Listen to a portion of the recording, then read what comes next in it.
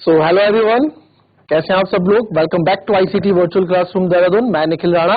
Class 9th का अपना maths का टॉपिक सर्कल्स, उसको कंटिन्यू रखते हैं बच्चों।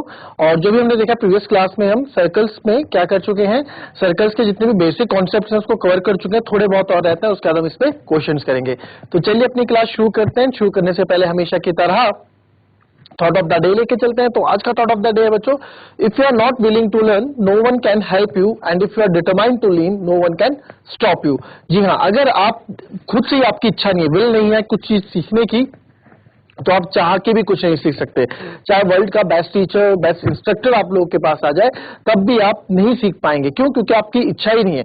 तो उसमें यही है कि आप उससे वहां से हट जाएं और कुछ और चीज पे फोकस करें। And if you are determined to learn, अगर आप चाहते हैं कि हाँ भाई मेरे को चीज पूरी करनी है, कैसे ना कैसे करके, anyhow I have to achieve this goal, तो आपको कोई रोक भी नहीं सकता। फिर उसके लिए आपको चाहे अलग अलग रास्ते अपनाने पड़े, लाइक आपको अपने टाइम के साथ थोड़ा कॉम्प्रोमाइज करना पड़े, अपना कंफर्ट जोन हटाना पड़े, है ना, काफी चीजें होती है। तो चलिए अपनी क्लास शुरू करते हैं। एंड कल जो हमने पढ़ा था, कल हमने सेगमेंट वगैरह, कॉन्साइक्लिक वगैरह पढ़ दिया था। आज हम पढ़ रहे हैं साइक्लिक क्वाड्रिलेटरल। अब ये साइक्लिक क्वाड्रिलेटरल क्या होता है, ठीक है। अब साइक्लिक क्वाड्रिलेटरल क्या होता है, पहले उस पर बात करते हैं, साइक्लिक क्वाड्रिलेटरल है क्या। तो ये एक साइक्लिक क्वाड्रिलेटरल है, ठीक है। ये क्या है बच्चों, एक साइक्लिक क्वाड्रिलेटरल है। साइक्लिक क्वाड्रिलेटरल क्या होता है, दरअसल साइक्लिक क्वाड्रिलेटरल कुछ ये है कि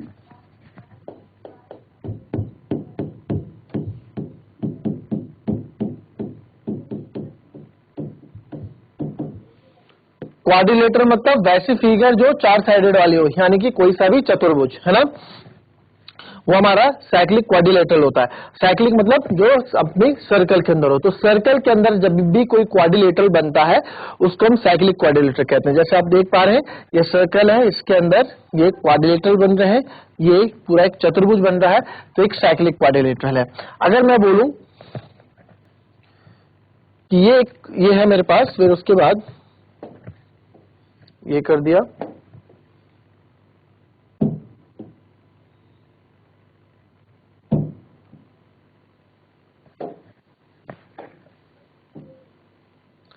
तो ये भी क्या एक साइक्लिक क्वाड्रिलेटरल होगा।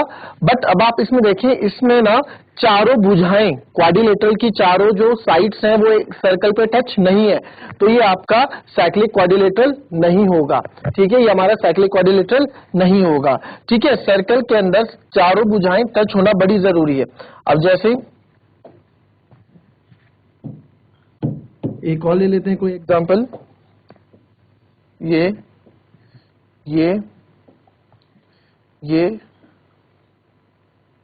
This is a cyclic quadrilateral. इसमें मैं बोल सकता हूं क्योंकि 1 2 3 चारों जो वर्टेक्स है, चारों जो कोने हैं, सर्कल में टच कर रहे हैं, सर्कल की बाउंड्री को टच कर रहे हैं, तो इट मींस ये आपका क्या है, एक साइक्लिक क्वाड्रिलेटरल है। इसको मैं एक साइक्लिक क्वाड्रिलेटरल बोल सकता हूं, ठीक है। तो साइक्लिक क्वाड्रिलेटरल का मतलब क्या है, साइक्लिक क्वाड्रिलेटरल का मतलब है कि आप चीजों को इस तरह से समझो कि आपकी जो सर्कल की बाउंड्री है, ठीक है, सर्कल में जो सर्कल की बाउंड्री है उस पे आपके क्वाड्रिलेटरल्स क्या कर रहे हैं, टच कर रहे हैं, तो ये आपका साइक्लिक क्वाड्रिलेटरल होगा। कभी कभार आपको ऐसे फिगर आ जाएगा, इस तरह से बनके आ जाएगा,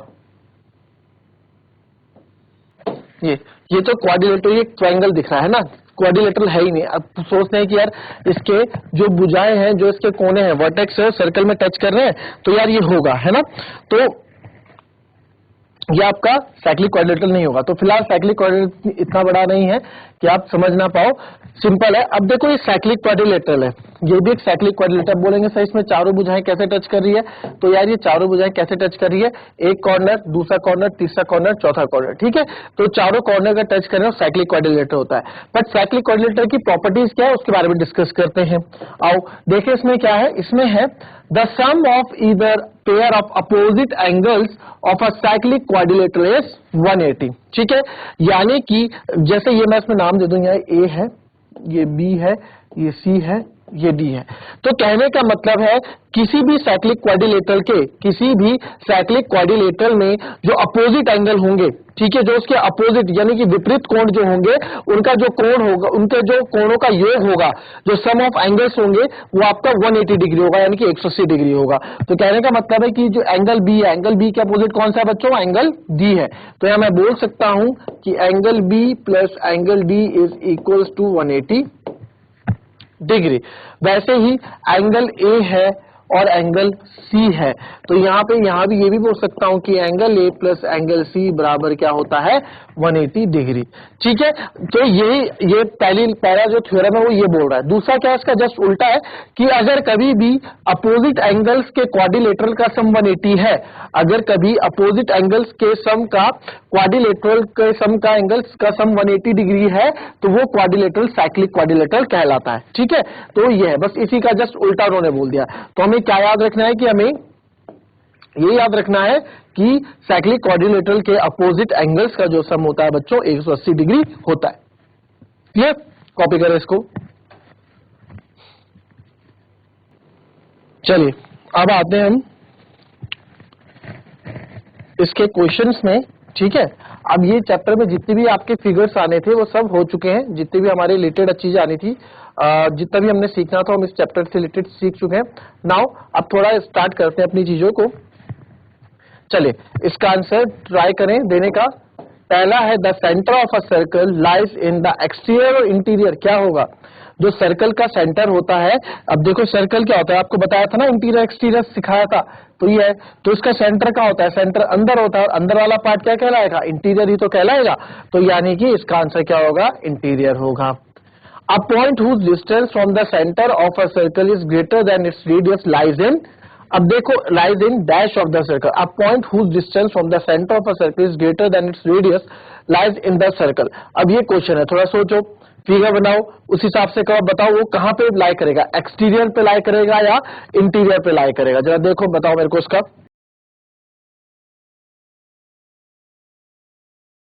चलिए अब देखो यहाँ पे, अब point whose distance from the centre, centre से जिसकी डिस्टेंस क्या है? सेंटर ऑफ सर्कल से greater than its radius, radius से ज्यादा है। यार अब इसकी सेंटर से रेडियस इतना है, और अगर ये 5 सेंटीमीटर है तो 5 सेंटीमीटर से ज्यादा, यानी कि सेंटर से वो 6 सेंटीमीटर दूरी पे है।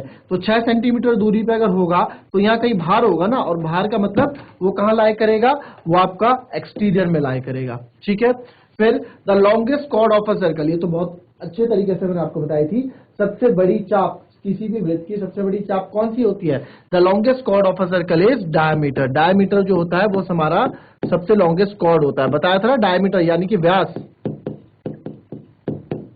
अब क्या होता है सबसे लॉन्गेस्ट? लॉन्गेस्ट कैसे हो जाती है वो? अब उसके में लॉन्गेस्ट ये है, लॉन्गेस्ट कॉर्ड। देखो कॉर्ड क्या होती है असल में, अगर देखा जाए तो कॉर्ड क्या है? कॉर्ड ये होती है जो दो सर्कल की दो बाउंड्रीज को टच करे, ये कॉर्ड होती है ना, ये कॉर्ड होती है, ये भी कॉर्ड हुई। तो अगर किसी सर्कल में सबसे बड़ी कॉर्ड कौन सी होगी?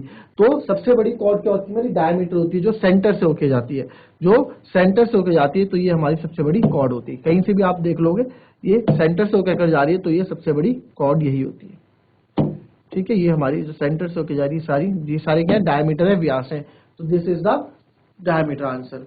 An arc is a dash when its end are the ends of a diameter। बड़ा अच्छा है ये भी part. An arc is a, एक चाप डैश होता है जब इसके सिरे व्यास के सिरे हैं। बताओ, बताइए। An arc is a when its ends are the ends of diameter। ठीक है, कोई आर्क है हमारे पास, मान लेते हैं कोई आर्क हमारे पास है, ये आर्क हो गई एक, है ना। आर्क मैंने आपको बताया था ना, ये इसको हम आर्क बोलते हैं, ये जो बाहर वाले हैं इनको आर्क ही बोलते हैं। तो जो ये आर्क है, an arc is a when it ends, जो इसके एंड्स हैं, ये वाले एंड्स मान लेते हैं, ये इसके एंड्स हैं, are the ends of a diameter, diameter के एंड्स हैं। यानी कि डायमीटर कहाँ होता है? सेंटर, सर्कल के सेंटर पे। भाई डायमीटर कहाँ होगा? डायमीटर हमेशा सर्कल के सेंटर पे होगा। ये है, अगर यहां से मैं बोल दूं, जैसे इसी क्वेश्चन को ले लो, जो ये है ना, ये चीज, ये आर्क है, और ये कहां पे खत्म हो रहे हैं? जो डायमीटर के एंड्स हैं, एक एंड ये हो गया, एक एंड ये हो गया, तो ये क्या बना रहा है? ये एक सेमी सर्कल बना रहा है, अर्धवृत्त बना रहा है। अगर ये डायमीटर है तो यहां से देखोगे तो ये रहा, तो ये सेमी सर्कल इसका आंसर होगा।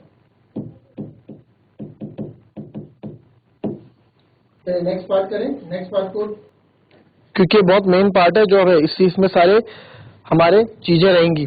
चलो देखो समझो इस चीज को क्या है। Segment of a circle is the region between arc and dash of the circle. Segment क्या होता है, अब देख लो सेगमेंट क्या होता है। सेगमेंट कोई सा भी पकड़ लो,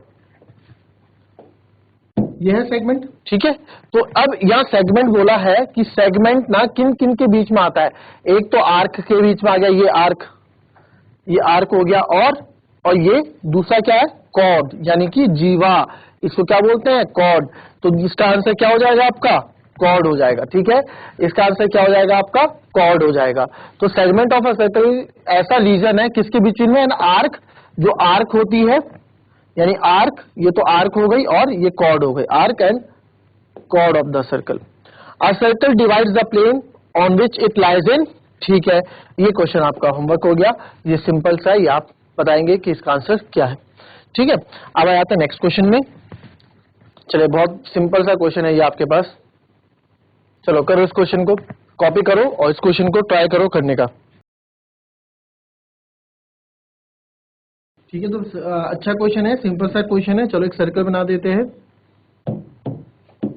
एक सर्कल हमने बनाया, अ कॉर्ड ऑफ लेंथ 8 सेंटीमीटर, ठीक है। एक कॉर्ड है तो कॉर्ड भी बना दी यार। लो देखो ये हो गई कॉर्ड हमारी 8 सेंटीमीटर। इसका नाम यहाँ नामकरण कर देते हैं इसका, ए और बी, जिसकी लेंथ है 8 सेंटीमीटर। तो ये कितना है, 8 सेंटीमीटर है पूरा। Eight a distance of 3 centimetre, eight a distance of 3 centimetre from the centre of the circle, यानी कि जो सेंटर ऑफ द सर्कल है, सर्कल का सेंटर है, इससे कितनी दूरी पे है, इससे ये 3 सेंटीमीटर की दूरी पे है। तो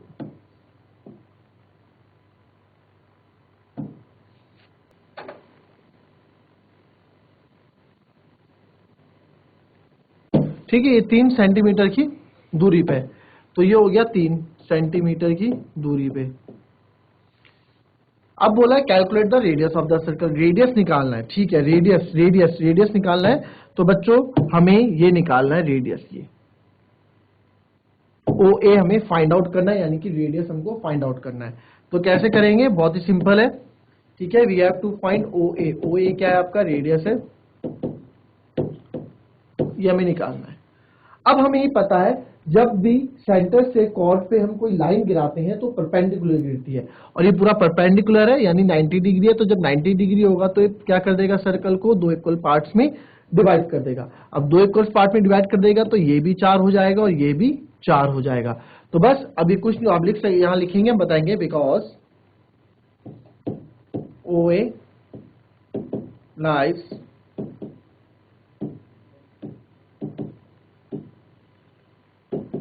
perpendicularly to chord A B. इसको नाम दे दो आप यहाँ पे ओ एम नाम दे दो, ओ एन दे दो, एन नाम दे दो, है ना, ओ एन। तो हो गया। अब ए बी, तो therefore it bisect the chord in 2 equal, it bisect the chord. Bisect मतलब वही होता है कि 2 इक्वल पार्ट्स में डिवाइड करने को ही बाइसेक्ट बोलते हैं। तो इतना छोड़ देंगे, ठीक है। ओ अच्छा गिवन हमने लिखा नहीं, गिवन हमेशा लिखेंगे, ठीक है। गिवन क्या लिखना है आपको, कॉर्ड की लेंथ, यानी कि ए बी आपको दे रखा है 8 सेंटीमीटर और ओ एन आपको दे रखा है 3 सेंटीमीटर। हमने फिगर बनाया, बता दिया ओ एन 3 सेंटीमीटर है। अब मेरे को ये निकालना है रेडियस। अब इसके लिए क्या मैं सोचूंगा, रेडियस ही तो है, ये आर ही तो है ये रेडियस के लिए। इस रेडियस के लिए मुझे क्या करना चाहिए, कैसे इस रेडियस को मैं निकालूंगा। तो इस रेडियस के लिए बच्चों क्या करना है, आपको दिख रहा है कि 90 डिग्री बना रहा है ये, ऐसे ये है ना, ये ट्रायंगल 90 डिग्री ट्रायंगल बन रहा है, यानी कि पाइथागोरस थ्योरम लग सकती है, बिल्कुल लग सकती है। तो आप लिखेंगे in triangle O N A, तो O N A, O A square equals to A N का स्क्वायर प्लस ओ एन का स्क्वायर। तो ओ ए का स्क्वायर इज आर का स्क्वायर, ए एन का स्क्वायर इज 4 का स्क्वायर और O N का स्क्वायर इज 3 का स्क्वायर। तो आर स्क्वायर हो जाएगा आपका 4 का स्क्वायर 16, 3 का स्क्वायर 9। तो आर स्क्वायर इक्वल्स टू 16 9 25। तो आर बराबर हो जाएगा √25, तो r बराबर यहाँ आ जाएगा 5 centimetre and this is our answer. ठीक है, कॉपी कर लें इसको।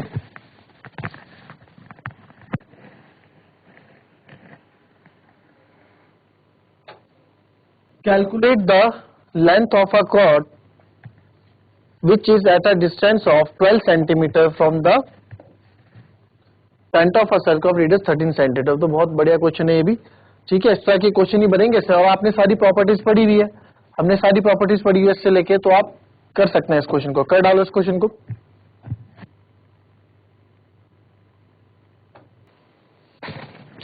चलिए देखिए, लेंथ ऑफ कॉर्ड निकालनी है which is at a distance of 12 centimeter from the center of a circle of radius 13 centimeter। तो क्या है इस क्वेश्चन में? कुछ भी नहीं है, फिगर बनाओ, जैसे जैसे क्वेश्चन बोल रहा है वैसे वैसे कर डालो and you will get your answer fast. Calculate the length of chord. यहाँ पे इस बार कॉर्ड की लेंथ हमें फाइंड आउट करनी है। ठीक है, कॉर्ड की लेंथ फाइंड आउट करनी है। तो length of chord which is at a distance of, एक कॉर्ड भी यहाँ बना देते हैं। ठीक है, एक कॉर्ड हमने बना दी। अब बोला है which is a distance of 12 centimetre from the centre. ठीक है, सेंटर से क्या है वो 12 सेंटीमीटर की दूरी पे, बट ये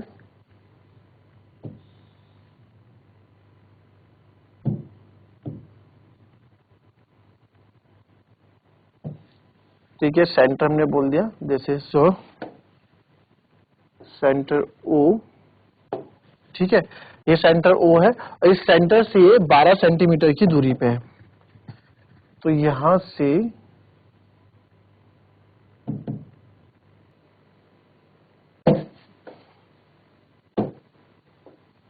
ठीक है, यहां से 12 सेंटीमीटर की दूरी पे, तो ये भी हमने लिख दिया 12 सेंटीमीटर की दूरी पे है।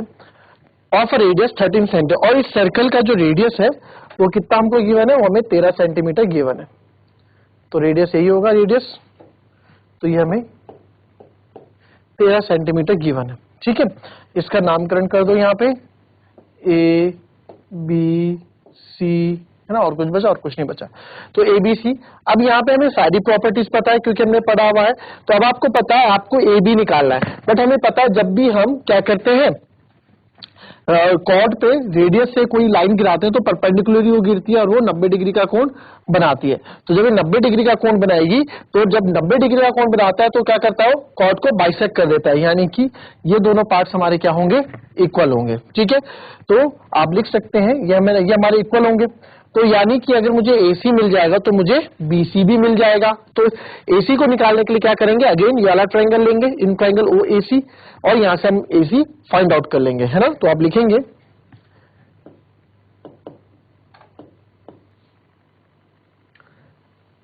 सेंटर से दूरी OC 12 सेंटीमीटर, रेडियस है 13 सेंटीमीटर। ठीक है, रेडियस है 13 सेंटीमीटर। तो हम लेंगे इन ट्रायंगल OAC। ठीक है, इन ट्रायंगल OAC। तो OAC में हमने देखा OA का स्क्वायर इक्वल्स टू AC का स्क्वायर प्लस OC का स्क्वायर। तो OA स्क्वायर कितना है, 13 का स्क्वायर। AC स्क्वायर कितना है, AC स्क्वायर रहेगा, और OC स्क्वायर इज 12 का स्क्वायर। 13 का स्क्वायर 169, AC स्क्वायर ऐसे ही रहेगा, 12 का स्क्वायर 144। ये इधर आ जाएगा 169 माइनस 144, तो AC स्क्वायर। तो यहाँ पे आ जाएगा 25 बराबर AC स्क्वायर। तो इसको उल्टा करके लिख देते हैं, वो भी एक ही। चलो, तो ये जाएगा √25 इक्वल्स टू AC। तो यहाँ से 5 बराबर आ जाएगा AC। दिस मीन, इसको मैं ऐसे भी लिख सकता हूँ कि AC बराबर क्या आ गया, 5 सेंटीमीटर आ गया। ठीक है, तो AC मेरा कितना आ गया, 5 सेंटीमीटर आ गया। तो जब AC मेरा 5 सेंटीमीटर आ गया, तो अब BC भी मैं इजीली लिख सकता हूँ। आप लिख सकते हैं because OC bisect the chord. OC जो है कॉर्ड को क्या कर रहा है, बाइसेक्ट कर रहा है। तो देयरफॉर जो AC है वो BC के बराबर होगा, और AC कितना है मेरा, 5 है, तो 5 बराबर BC। तो देयरफॉर BC भी क्या होगा आपका, 5 सेंटीमीटर हो जाएगा। ठीक है, तो हमें तो ए बी निकालना है ना, और ए बी यानी कि पूरी कॉर्ड, तो ए बी क्या हो जाएगा, ए बी हो जाएगा आपका ए सी प्लस बी सी। भाई ए बी देखो कैसे मिल रहा है, ए सी प्लस बी सी से मिलके बन रहा है हमको ए बी, है ना। ए बी कैसे हमें मिला, ए सी प्लस सी बी, ठीक है। तो हमें तो ए बी चाहिए, कॉर्ड ए बी निकालना है, तो ए सी भी 5 है, बी सी भी 5 है, तो ए बी मेरे पास आ जाएगा 10 centimetre. This is our answer, ठीक है। इसको आप ऐसे भी समझ सकते हैं, क्योंकि आपको पता है भाई अगर ये दो बराबर भागों में बांट रहा है, मतलब थोड़ा आप हाई लेवल की अंडरस्टैंडिंग हमारी हो जाती है, ठीक है। तो यहां पे आप देखेंगे कि AC और BC देखा जाए तो AC अगर BC के बराबर है, क्या हुआ, AB को C से बांटा गया, तो ये भी तो मैं बोल सकता हूं जो ये AC है ना, जो ये AC है, ये क्या है, पूरे AB का क्या है, पूरे AB का क्या है, हाफ है, पूरे AB का क्या है, हाफ है, ठीक है। और इसको मैं ये भी बोल सकता हूं कि जो ये AB है वो ट्वाइस ऑफ AC है। ये थोड़ा कॉम्प्लिकेटेड है चीजें समझने के लिए, ठीक है। कॉम्प्लिकेटेड तो बिल्कुल नहीं है ऐसे, मतलब समझो यहाँ पे कि जो AC है इस पूरी लाइन का आधा है। ये AC मेरे पास आया, ये AC जो मेरे पास यहाँ 5, आप डायरेक्ट यहाँ से भी आंसर निकाल सकते हो, AC 5 सेंटीमीटर आया। अब AC 5 सेंटीमीटर आया तो AB क्या है, जो AB क्या है, AB तो पूरी लाइन है, वो AC का क्या है, 2 गुना है। तो आप डायरेक्ट यहां से भी आंसर निकाल सकते थे, 2 × 5 = 10 सेंटीमीटर। आप इस तरीके से भी आंसर निकाल सकते थे, बट जैसे कि हम स्टेप बाय स्टेप करेंगे, चीजों को समझ के करेंगे, तो वो ज्यादा बेहतर रहेगा और वो ज्यादा अच्छा भी रहेगा। क्यों, क्योंकि उससे हमें क्वेश्चन समझ में आएंगे, है ना। हमें कैसे क्वेश्चन करना है, अभी हम नए उसमें है, अभी हमारे लिए नई चीज है, तो नई चीज है तो चीजों को समझ के करेंगे, point by point, step by step करेंगे, तो चीजें आपको समझ में आएंगी। क्लियर, तो इसको कॉपी कर लें एक बार, ठीक है। तो चलिए अब नेक्स्ट क्वेश्चन देखेंगे। ये आपके लिए हो गया होमवर्क, ठीक है। This is the homework for you, a cord of length, ये करके आइएगा आप लोग। A chord of length 48 centimeter is drawn in a circle of radius 25 centimeter. Calculate its distance from the center of the circle. आपको क्या करना है, chord है लेंथ 48 सेंटीमीटर की, drawn in a circle of radius 25 centimetre, calculate इस distance from the centre of circle. Centre of circle से आपको क्या करना है, इसकी डिस्टेंस निकालनी है। बहुत सिंपल है क्वेश्चन, जब फिगर बनाओ, मेन चीज है फिगर बनाओ, फिगर बनाओगे तो चीजें और अच्छे से क्लियर होंगी आप लोगों को। जैसे 2 क्वेश्चन किए हमने, वैसे ही तीसरा क्वेश्चन भी होगा, हल्के फुल्के चेंजेस है, इतना दिमाग तो आप लगा ही सकते हैं। तो चलिए मिलते हैं आपसे कल की नेक्स्ट क्लास में, तब तक के लिए be happy, be healthy and be safe. Thank you and have a nice day.